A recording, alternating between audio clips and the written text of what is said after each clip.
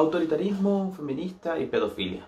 De eso vamos a hablar hoy en este video. Quiero introducir este video aclarando algo. Decir el feminismo apoya la pedofilia sería un poco injusto. Sería injusto con la lucha feminista loable por igualar los derechos ante la ley entre hombres y mujeres. Sería injusto con estos movimientos y sería injusto con las personas que de buena fe se meten en estos movimientos buscando precisamente lo que sería una justicia social. Como suelo decir, las generalizaciones son falaces, por eso no estoy generalizando. Pero tampoco se puede ocultar el sol con un dedo. Pensadoras de la talla de Shulamit Firestone, Kate Millett y Simone de Beauvoir sí apoyaban de alguna forma u otra, directa o indirectamente, las relaciones entre adultos y niños. Además de tener ideas hegemónicas, es decir, de superioridad ahora de la mujer sobre el hombre. Y aquí no estamos hablando de tres tontas, estamos hablando de pilares fundamentales del movimiento feminista, incluso podríamos decir también del movimiento LGBT+. Entonces este video va por dos caminos: la tendencia autoritaria del feminismo actual y su relación con la pedofilia. Comencemos.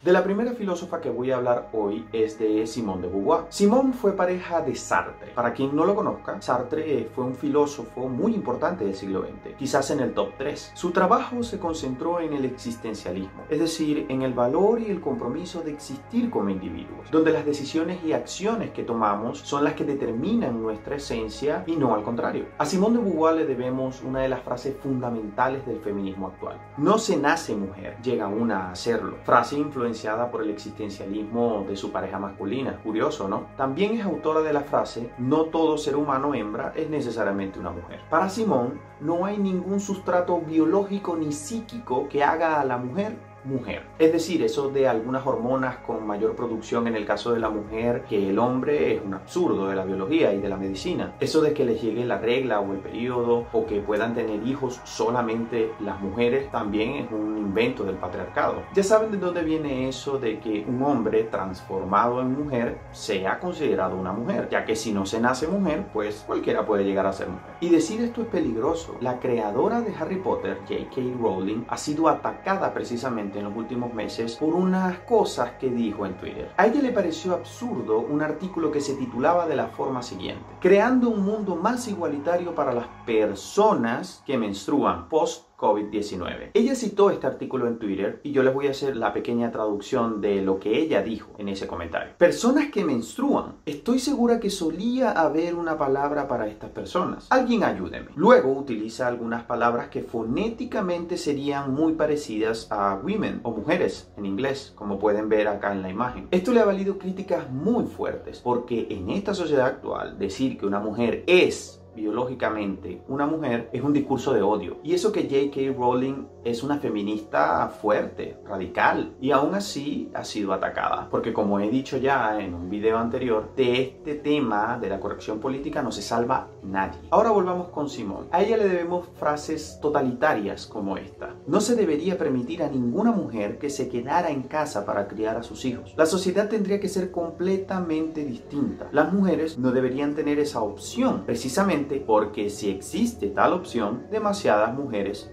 la van a tomar. En fin, los aportes de Simone de Beauvoir al feminismo actual no están en discusión. Cualquier feminista que se considere feminista, luchadora y de esta nueva ola, sabe quién es Simone de Beauvoir. La relación de ella con la pedofilia no está directamente ni en sus libros, ni en una entrevista, ni nada por el estilo. En eso hay que ser justos. Tal vez el pudor le ganó para no hablar de ello. Recordemos que ella escribía en todavía una época conservadora, en 1940, en esa década. Pero lo que sí defendía Simone era la libertad absoluta de los cuerpos. Es decir, que cada quien tuviera la posibilidad de hacer con su cuerpo lo que quisiera. Claro, ella no aclaraba con qué edad esto era posible, pero su firma estampada en una carta publicada en el diario Le Monde de Francia, pues nos da un indicio de cómo era ella con respecto a esto. En esa carta, firmada por varios filósofos más, se hablaba de la contradicción de la ley francesa sobre los menores, donde un niño de 13 años podía ser juzgado, pero no podía dar su consentimiento consentimiento para tener relaciones sexuales. La carta, muy corta, la pueden revisar en internet, remataba al final diciendo: 3 años por unas caricias y unos besos son suficientes. Sin embargo, a Simone vamos a darle el beneficio de la duda. De ella no podemos afirmar que apoyaba, por lo menos no directamente, a la pedofilia, pero lo que sí tenía era posiciones totalitarias y hegemónicas con respecto a lo que una mujer debería ser, según ella, claramente. Sigamos con la siguiente filósofa que vamos a analizar, Kate Millett. A esta señora le debemos el punto de partida del feminismo actual, el concepto de patriarcado. En Política Sexual, publicado en 1970 por primera vez,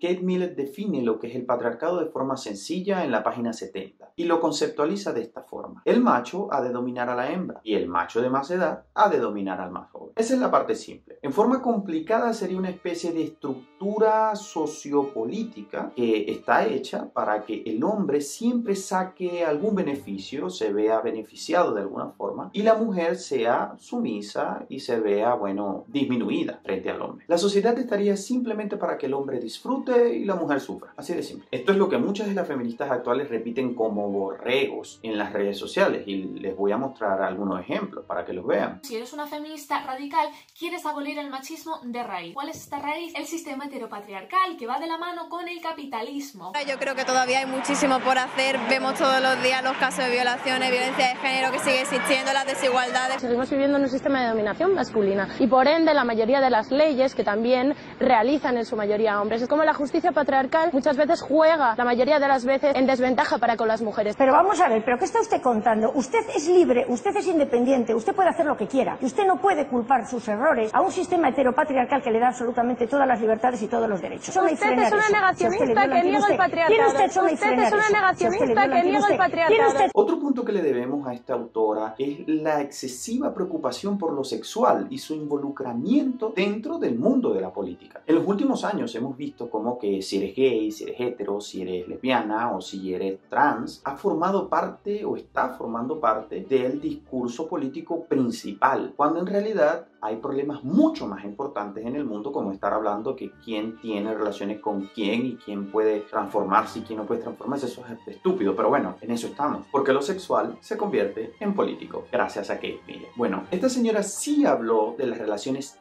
interedad, una palabra eufemísticamente lanzada para referirse a la pedofilia. En una entrevista con Mark Blasius, destacado filósofo precisamente metido en estos temas de la sexualidad, Kate Millett dice: parte de la estructura de la familia patriarcal comprende el control de la vida sexual de los niños. Verdaderamente, uno de los derechos esenciales de los niños es el de expresarse a sí mismos sexualmente, probablemente entre ellos en un principio, pero también con adultos. Grave, ¿no les parece? Pero vamos aumentando ese nivel de gravedad. Ahora vamos a hablar de Shulamit Firestone. Esta es la más radical de todas, eso sí, muy poco original. En uno de sus libros publicado también en 1970 por primera vez, llamado La dialéctica del sexo, se recoge lo más grueso de su pensamiento. Y digo que es poco original Shulamit porque lo que ella hace es tomar la dialéctica marxista, cambiar cosas de lugar y listo, tiene su pensamiento. Esto se explica así. Para Marx, la sociedad estaba construida como una especie de edificio. En la base o estructura estaba la propiedad privada sobre los medios de producción, siendo esta la sociedad burguesa, claro. Es decir, la base de la sociedad son las relaciones económicas y sobre ellas se construye una superestructura que es la cultura, el derecho y todo lo demás que se construye sobre esta base. ¿Y qué hace Firestone? Pues utiliza esta idea de Marx, pero cambia la estructura, la base. Para ella no es la propiedad privada sobre los medios de producción la razón de la explotación humana, sino el control del hombre sobre la mujer. Sobre esto, todo lo demás se construye y por ende tenemos una sociedad donde los hombres dominan y las mujeres son dominadas, donde los hombres son los explotadores y las mujeres son las explotadas. Entonces, tal cual proponía Marx, la solución es revolucionar la sociedad de forma violenta y destruir la estructura, es decir, destruir la relación de explotación entre el hombre y la mujer. Esto cambiaría todo lo demás. Ya no habrían matrimonios ni familias monogámicas, cosa que ella consideraba opresiva, y la sociedad se organizaría en formas nunca antes vistas. feministas, ya que la tecnología actual permitiría que esto fuese así. Por ejemplo, tal cosa como el romance desaparecería, y tiene que desaparecer, porque como ella misma lo dice, el romanticismo no es más que un instrumento cultural del poder masculino, cuya finalidad es mantener a las mujeres en la ignorancia de su condición. Así que ya saben, si ustedes tienen un novio, esposo o amante que les lleva flores, las atiende, las saca a cenar, les regala cosas, las mima, les hace cariño o simplemente tiene detalles románticos, es lo que está buscando es dominarlas. Ya saben por qué a muchas de las feministas radicales les cae tan mal este tema del romance y el amor entre la mujer y el hombre. De esto también les tengo ejemplos que podemos encontrar en internet. Siempre nos relatan las mismas historias de amor con los mismos mitos sobre el amor romántico que son construidos en realidad, pero que nosotros al ser repetidos constantemente tomamos como algo natural y como lo normal, como lo positivo y como la única opción. Y creo sí en las emociones fuertes y las sensaciones, pero no, el amor es una captura. ¿Es algo impuesto por la sociedad, decís? Por supuesto, como todo, como el género, como la biología, como la cultura en general, es otra de las maniobras culturales de nuestro mundo. Y claro, la biología es una imposición, te llega la regla porque el patriarcado así lo decidió. Volviendo con Shulamit, en esta especie de comunismo feminista, la sociedad se convertiría en un idilio de libertad, especialmente sexual. Y es allí, en la página 299, al final de su libro, donde ella habla de las relaciones entre los niños y los adultos. Y se los voy a leer de su puño y letra. Si el niño escogiera la relación sexual con los adultos, aún en el caso de que escogiera a su propia madre genética, no existirían razones a priori para que ésta rechazara sus insinuaciones sexuales, puesto que el tabú del incesto habría perdido su función. Y si esto no les parece lo suficientemente perturbador, veamos la condición que ella pone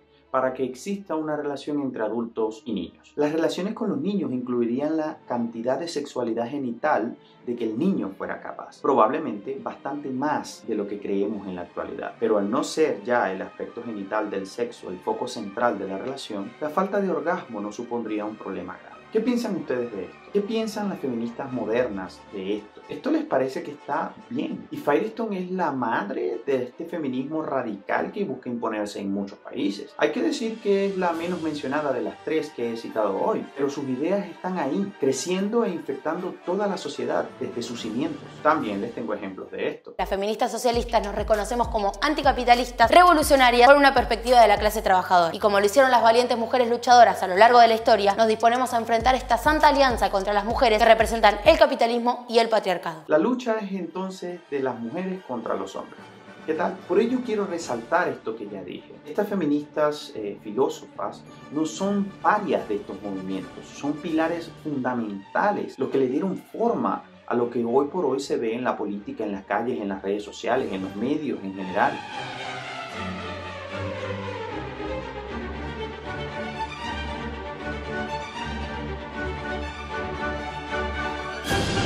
Quiero terminar este video como lo empecé. Yo no estoy generalizando. No estoy diciendo que todo aquel que crea ser feminista o toda aquella que crea ser feminista apoya la pedofilia o tiene un resentimiento absurdo contra los hombres. Pero las filósofas fundamentales, base de este movimiento, sí. Ya veremos cómo deriva todo esto, ya veremos qué va pasando. Pero lo que sí puedo decirles es que yo no estoy de acuerdo con lo que leo y lo que veo. Y por ende voy a levantar la voz y a seguir hablando sobre estos temas y haciendo las críticas correspondientes. Siempre que me dejen hacerlo, obviamente. Hasta aquí el video de hoy. Si les gustó, por favor, compártanlo, le dan me gusta y lo comentan. Quiero recordarles que ya tengo un video publicado sobre este tema, que hablo muy a profundidad sobre la ideología de género, la victimización y otros puntos. Está en mi Instagram, como lo pueden ver en este momento, se los estoy señalando. Y bueno, nos vemos en un próximo Shot Historia o capítulo de Cultura Política. Hasta luego.